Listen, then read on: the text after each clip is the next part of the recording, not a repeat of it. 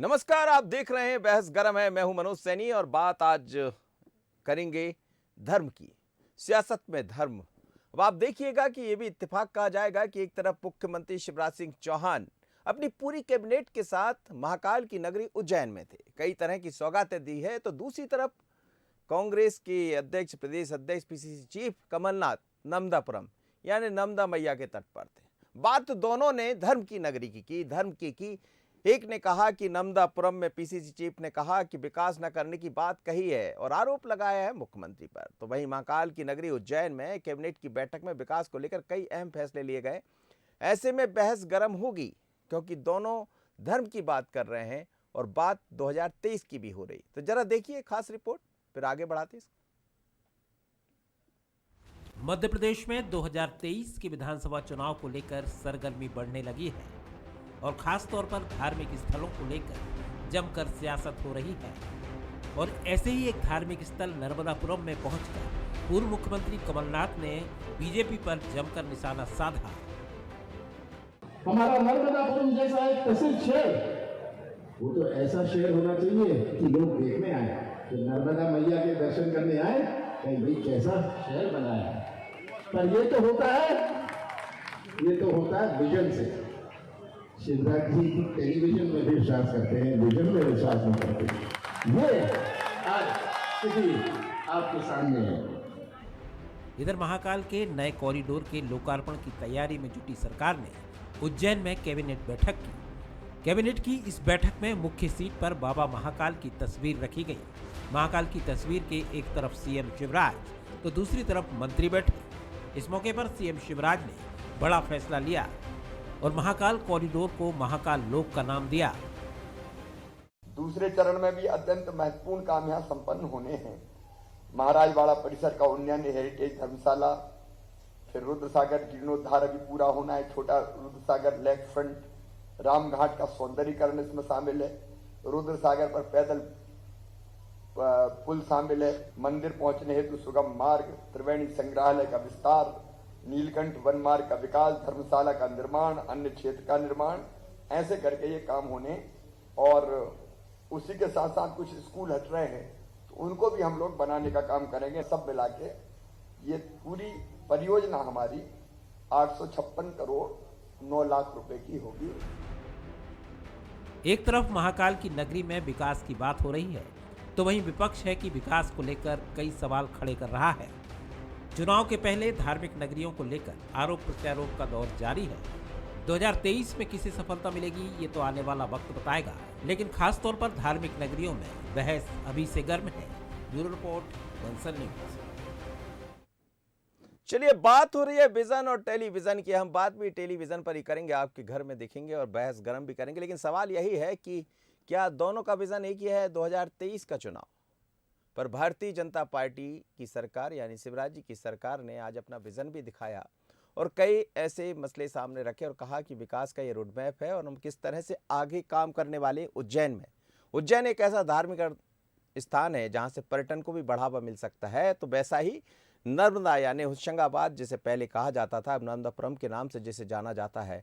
कमलनाथ ने कहा कि हम विजन को देखते हैं, वो टेलीविजन को देखते हैं। अब जरा चर्चा कर लेते हैं इस पर कि किसका विजन है और कौन टेलीविजन की बात करता है। दो मेहमान मेरे साथ जुड़ रहे हैं। पंकज चतुर्वेदी जी हैं, भारतीय जनता पार्टी के प्रवक्ता। पंकज जी, बहुत स्वागत है आपका। आनंद जाट जी है, कांग्रेस के प्रवक्ता। आनंद जी, आपका भी स्वागत है। आनंद जी, पूरा विजन भी रख दिया सामने, टेलीविजन पर आपने देख भी लिया शिवराज जी को, उसके बाद भी आप, कमलनाथ जी कह रहे थे कि एक विजन होता है, एक टेलीविजन होता है। उन्होंने महाकाल की नगरी में आज 400 साढ़े 400 करोड़ का जो नया प्रोजेक्ट दिखाई दे रहा है, जिसका प्रधानमंत्री शुभारंभ करने वाले हैं, दूसरी तरफ आगे रामघाट और बाकी तमाम तरह की चीज़ों का विजन बता दिया, फिर भी आप टेलीविज़न की बात कर। देखिए, सबसे पहले तो मैं बंसल न्यूज़ के सभी दर्शकों को नवरात्रि की हार्दिक शुभकामनाएं देता हूं। और फिर मैं ये बात कहना चाहता हूं कि मध्य प्रदेश में जब 2018 के चुनाव थे तो कांग्रेस पार्टी ने कमलनाथ जी के नेतृत्व में जब चुनाव लड़ने की बात कही तो उसके बाद जो है मध्य प्रदेश में राम वन गमन पथ की चर्चा शुरू हुई। राम वन गमन पथ वो पथ है जहां पर प्रभु श्री राम जो हैं वनवास के समय में मध्य प्रदेश की भूमि पर उनके पवित्र चरण पड़े थे। और यहीं के बारे में तुलसीदास जी ने लिखा है कि चित्रकूट की घाट पर भई संतन की भीड़, तुलसीदास चंदन घिसे तिलक करे रघुवीर। तो ये कॉन्सेप्ट जो है ये बच्चे बच्चे को मध्य प्रदेश के को आज पता है। इसका श्रेय कमलनाथ जी के विजन को जाता है। नहीं, ये तो तुलसीदास जी ने लिखा ना नहीं बहुत नहीं पहले। ये जो राम वन गमन पथ की चर्चा आज हो रही है, सर सुनिए ना, जी जी। राम वन गमन पथ की जो कॉन्सेप्ट है, जो विजन है, उसके विकास का जो पूरा रोड मैप है, वो कांग्रेस की सरकार कमलनाथ जी के नेतृत्व में लेकर आई थी। उसके बाद उज्जैन के महाकाल कॉरिडोर की विस्तार की योजना 15 साल की भारतीय जनता पार्टी की सरकार ने नहीं की है। उसकी कल्पना भी जो है वो आदरणीय कमलनाथ जी के नेतृत्व में कांग्रेस की सरकार ने की थी। और 27 सितंबर 2019 की बात है। मैं समझता हूं कि आज से ठीक 2 साल पहले जो उसका कॉन्सेप्चुलाइजेशन शुरू हो गया था महाकाल कॉरिडोर का, और 350 करोड़ रुपए जो है 2016 के सिंहस्थ से शुरू हुआ। नहीं सर, महाकाल कॉरिडोर के विस्तार की योजना जो है वो हमने इसको वचन पत्र में भी शामिल किया था और उसके विकास के लिए 350 करोड़ रुपए की राशि भी जो है हमारी सरकार ने आवंटित की थी।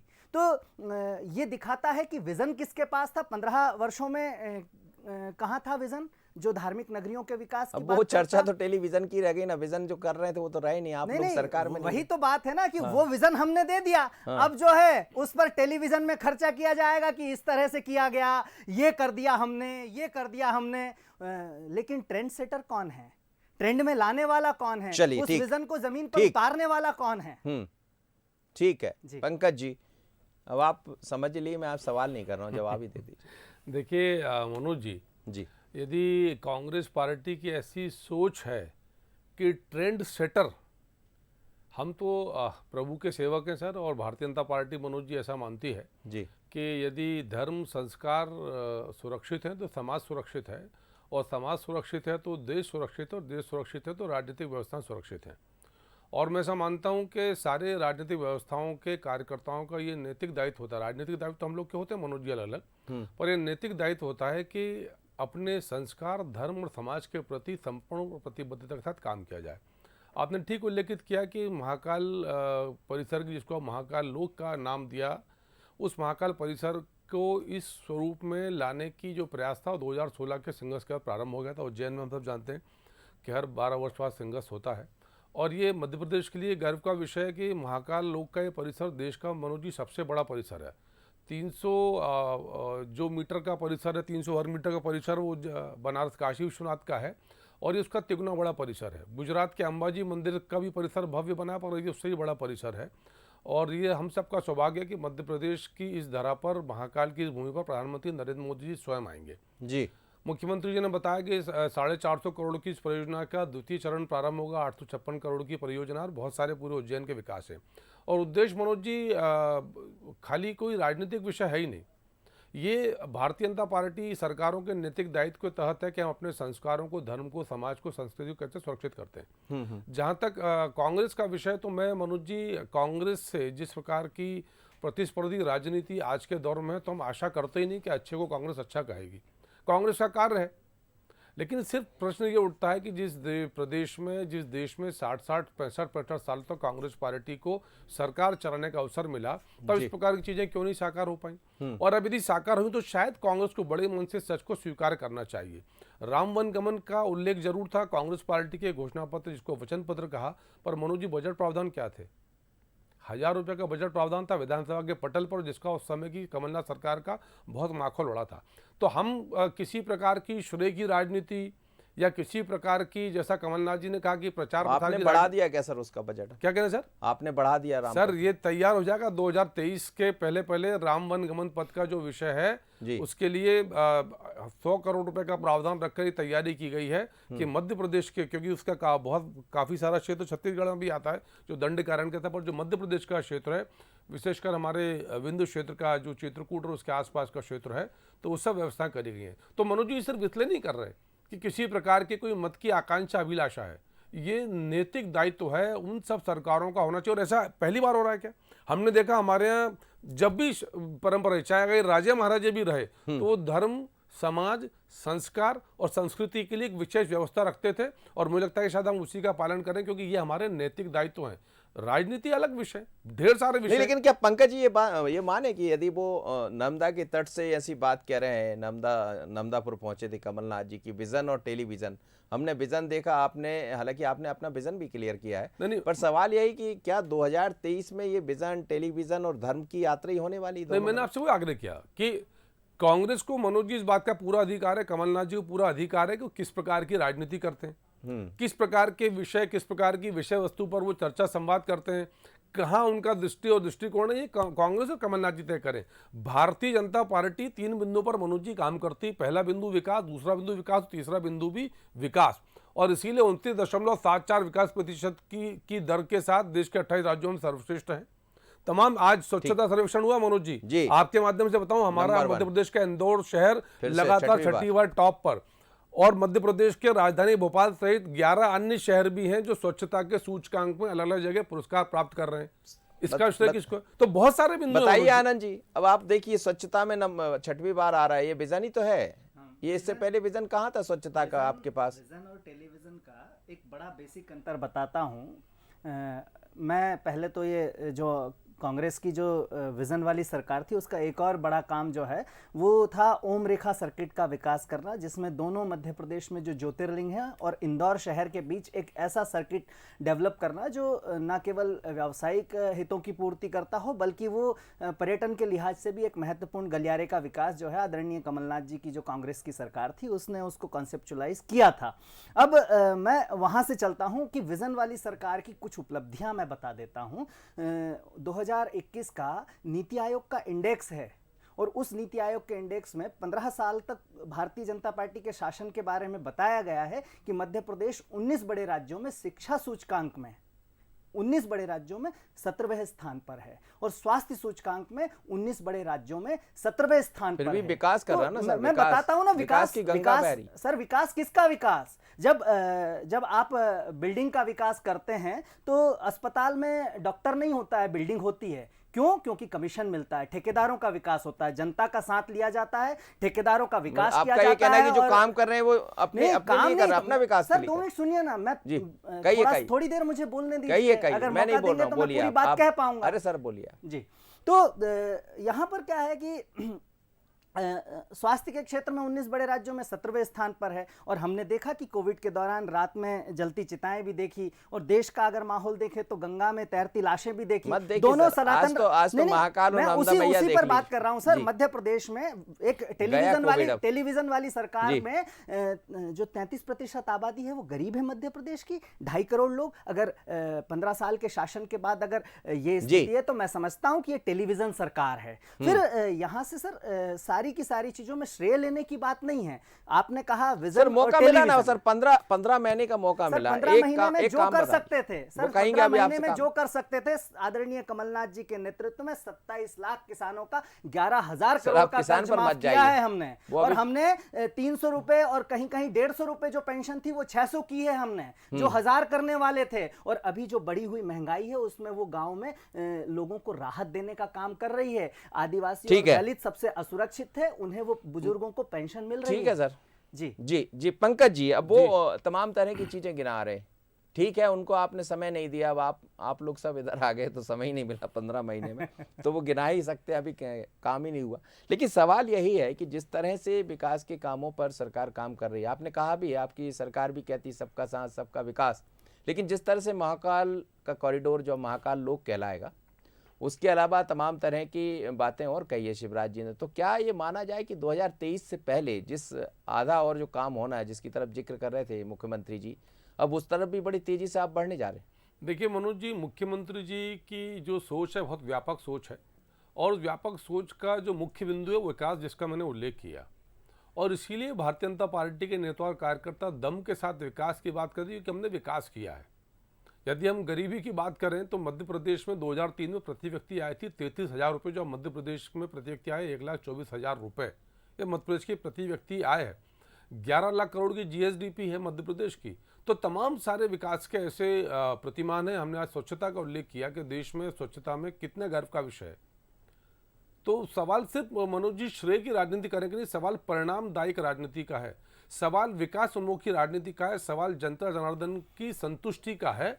और इसका प्रमाण 2003 से हम तो बहुत कृतज्ञ हैं मध्य प्रदेश की जनता जनार्दन के भारतीय जनता पार्टी पक्ष की ओर से कि 2003 से जब भी अवसर आता है, चाहे वो छोटा चुनाव हो, बड़ा चुनाव हो, लोकसभा हो, विधानसभा हो, कांग्रेस पार्टी के इन तमाम असत्य और निराधार आरोपों को मध्य प्रदेश की जनता जनार्दन अस्वीकार कर देती है और भारतीय जनता पार्टी के प्रत्याशी को आशीर्वाद देती है, इसने देती है। और इसीलिए मुख्यमंत्री जी ने कहा कि 450 करोड़ का पहला चरण महाकाल रोग के रूप में परिपूर्ण हुआ, पर आने वाले 1 वर्ष के भीतर 856 करोड़ 9 लाख रुपए का द्वितीय चरण भी होगा, जिसमें रामघाट से लेकर शिप्रा और तमाम प्रकार की जो योजनाएं बनाई, चाहे राजबाड़े की बनाई जाए।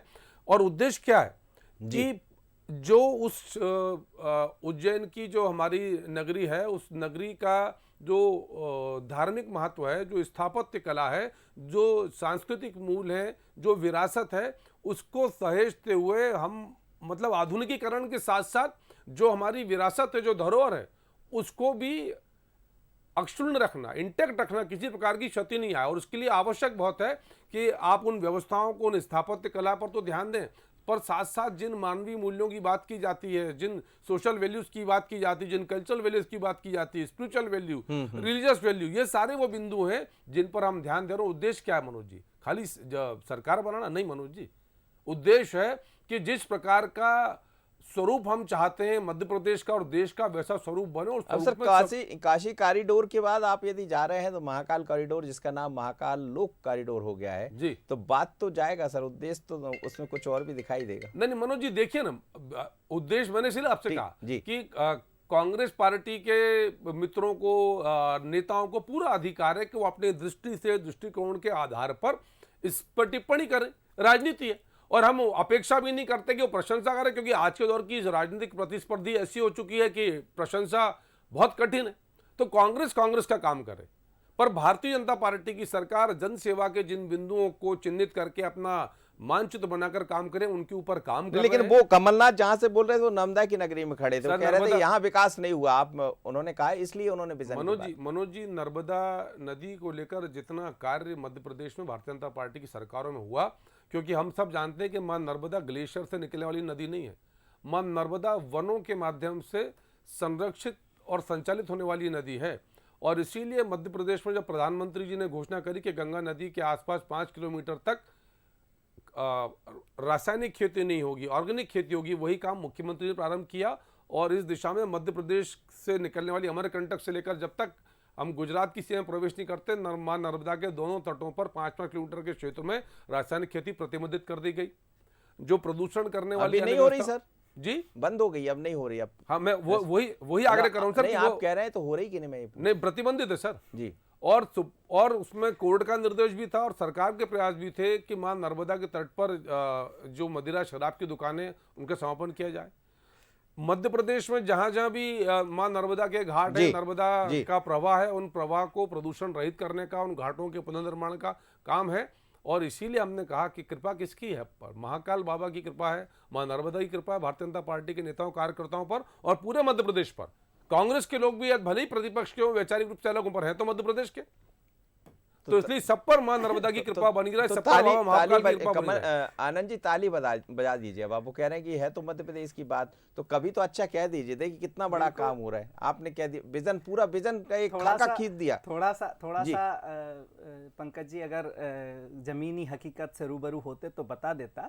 मैं भी नर्मदा किनारे का छोरा हूँ। तो महाकाल देख लिया आपने? नहीं, नर्मदा किनारे का छोरा हूँ सर मैं। वो दोनों तरफ वाली जो पट्टी है उसी पट्टी में खेती करता हूँ जी। और रासायनिक खेती धड़ल्ले से हो रही है, कहीं कोई ऐसा नहीं है। और वो तो ठीक उसी तरह मुकदमा दर्ज हो जाएगा, बता दीजिए। अब आपने कह दिया आपकी खेती भी है, रासायनिक खेती। मनोज जी, बता, पंकज जी सुन रहे हैं, पूरी बात बताता हूं कि किस तरह से हवाबाजी करके माहौल बनाया जा रहा है। भाई किसान की गलती नहीं है, उसे जैविक खेती के लिए संसाधन कौन मुहैया कराएगा? उसकी फसलों को जो जैविक खेती के प्रमाण पत्र हैं वो देने के लिए असिस्ट कौन करेगा? यहाँ तो प्रधानमंत्री फसल बीमा योजना के तहत कंपनियों की लिस्टिंग बदल जाती है जिलावार और किसी को जानकारी नहीं होती है। बैंक में जाए तो किसान परेशान। ये सारी स्थितियां हैं, इसलिए किसानों के ऊपर फोकस इस बात को लेकर मत कीजिए कि वो जैविक खेती क्यों नहीं कर रहे हैं। लेकिन 6 करोड़ पौधे भी तो लगे थे सर, जाकर मुझे बता दें कि नर्मदा के किनारे 6 करोड़ पौधे कहाँ हैं,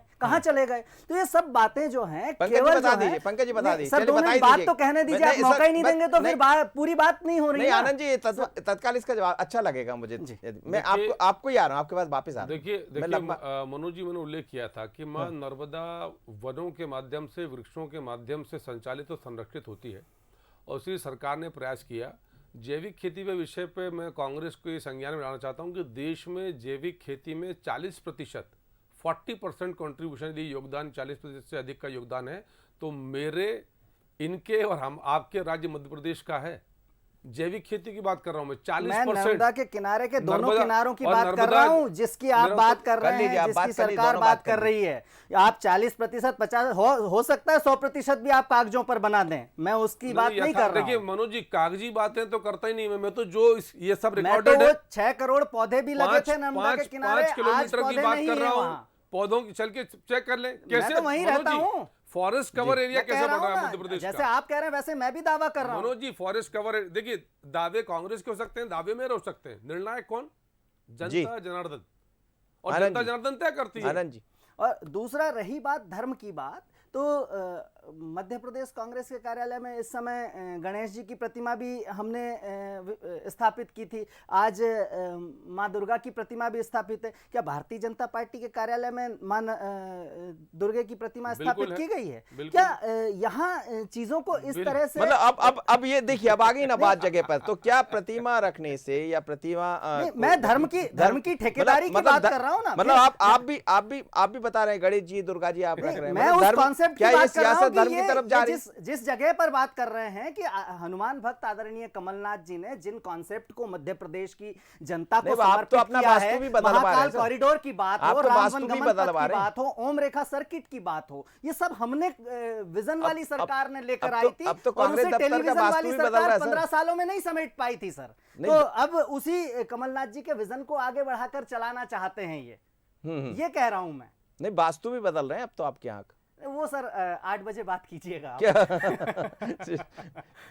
लेकिन सवाल यही है कि बार बार जहां से चीजें शुरू हुई है, जैसे महाकाल की बात यदि भारतीय जनता पार्टी कर रही है, ताली बजाने का कहा था तो मैं ताली भी बजा देता हूं कि कमलनाथ जी के बहुत अच्छे जो काम थे, अच्छा रहा कि उन्होंने महाकाल कॉरिडोर को इसलिए बंद नहीं किया। उन्होंने कहा सीएस में पंकज जी ने काम है, पंकज जी ने कहा, पंकज जी बताइए, बंद नहीं कर दिया कि कमलनाथ जी का काम है, इसके लिए बधाई के पात्र 2016 के संघर्ष में भारतीय जनता पार्टी की सरकार ने तय किया था कि महाकाल परिसर बनेगा 2016 से, और तब से काम प्रारंभ था। कमलनाथ जी ने अच्छा क्या किया था मनोज जी? 350 करोड़ रुपए आवंटित किए थे। तो कहाँ काम क्या हुआ उसका? करोड़, और हमारा आप ही लोग जो हैं, हम तो सेवा करते हैं, वो हम सेवा करते हैं, श्रेय की राजनीति नहीं करते। हम सेवा करते हैं, श्रेय की राजनीति करते हैं। हमने नहीं कहा, हमारे यहाँ तो श्रेय तो मिलेगा ना सर। आप भी प्रधानमंत्री मोदी जी आ रहे हैं जिस कार्यक्रम में, तो श्रेय की राजनीति तो है ना। मनोज श्रेय का बहुत अच्छा किया आपने, यदि देश महाकाल लोक के कार्यक्रम में देश के प्रधान सेवक के रूप में हम सब के नेता, भारत के प्रधानमंत्री नरेंद्र मोदी जी आए, तो उस श्रेय का क्या विषय? अब चीते छोड़ने का विषय था, यदि प्रधानमंत्री जन्मदिन पे तो श्रेय का विषय क्या? हमको तो मनोज जी देखना चाहिए कि वो कौन से बिंदु हैं जिन पर मध्य प्रदेश और मध्य प्रदेश के लोग गर्व और अभिमान कर सकते हैं, चाहे चीतों का विषय हो या महाकाल लोक का विषय हो। देश का सबसे बड़ा मंदिर परिसर यदि महाकाल लोक मेरे और आपके मध्य प्रदेश का है, तो मेरे लिए तो गर्व का विषय है, आपके लिए भी हो सकता है, शायद कमलनाथ जी कांग्रेस के लिए ना हो। यदि मेरे मध्य प्रदेश के श्योपुर मेरे लिए तो बिल्कुल होगा, क्योंकि तो मेरे लिए गर्व का विषय, आपके लिए शायद कांग्रेस मेरे लिए, कांग्रेस के लिए ये गर्व का विषय है कि जिस महाकाल कॉरिडोर के विस्तार का काम कमलनाथ जी ने शुरू किया था, उसको भारतीय जनता पार्टी की सरकार ने रोका नहीं, और वो बनकर तैयार है। आनंद जी, बात यही, आनंद जी भव्यता को देखेंगे, और ये गर्व का विषय है कि नहीं, वो भव्यता आ रहे ना, प्रधानमंत्री जी बता जाएंगे भव्यता।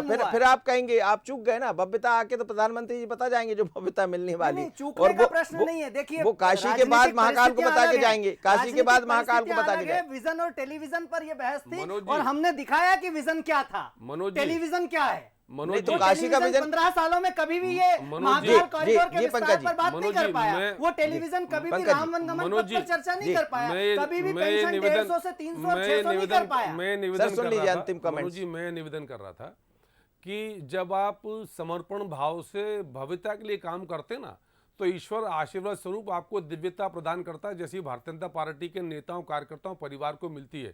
आप देख रहे हैं क्या स्थिति कांग्रेस पार्टी की, किस प्रकार की संघर्ष राजस्थान में कांग्रेस के नेताओं, कार्यकर्ताओं के बीच। एक व्यक्ति जो कल तक कांग्रेस पार्टी के राष्ट्रीय प्रमुख का प्रमुख दावेदार था, पद का प्रमुख दावेदार था, आज वो बगावत पर आमादा है। और यही संस्कार, नैतिकता और दिव्यता का अभाव है। जब आपके आचरणों में संस्कार, संस्कृति, धर्म का अभाव आता है, इसलिए दिक्कत वो बात कर रहे हैं जो सौदेबाजी करते हो गया सर, हो गया। अब मत जाइए सौदे, आप धर्म में रहिए। आप तो जब कांग्रेस पर बात होगी तो सर मनोज जी बोलना पड़ेगा ना। धर्म की राजनीति करिए। अशोक धन्यवाद पंकज जी आपका, आनंद जी आपका, बहुत बहुत धन्यवाद। लेकिन मध्य प्रदेश में क्या धर्म की सियासत दिखाई दे रही है?